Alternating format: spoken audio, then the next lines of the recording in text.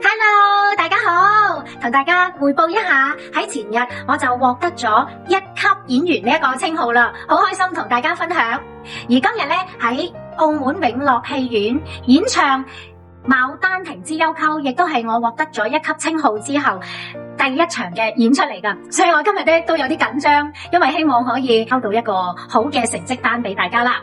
好啦，有好多朋友仔成日都問，點解我以前可以唱到高音，但係而家咧唱高音又好辛苦？點解我搵唔到以前嘅感覺呢？好啦，各位同學們，你哋有冇感覺到其實你哋自己嘅身體係成長咗噶？咁你哋唱功嘅感覺又有冇成長咗啊？嗱，如果你有疑惑嘅話，歡迎你嚟到我哋嘅直播間，我哋一齊嚟到傾下啦。嗱，其實咧我哋唱嘢咧可以有一個標準，我哋可以按住呢一個標準去進發，咁就唔容易走歪咗、唱歪咗啦。係啦，咁呢個標準又係點樣嘅呢？嗱，大家有冇發現我平時講嘢嘅聲音同我唱嘢嘅聲音係完全唔一樣噶？咁我哋應該發聲嘅時候點樣去發出呢一個粵劇粵曲嘅聲音呢？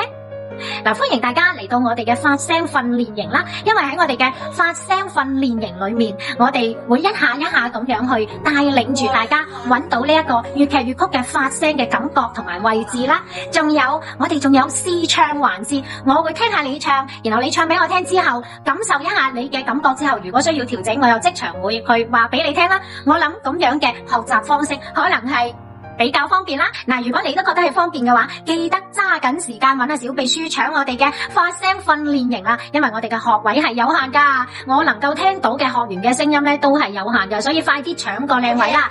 我哋發聲訓練營見，拜拜！你哋關注轉發記得點。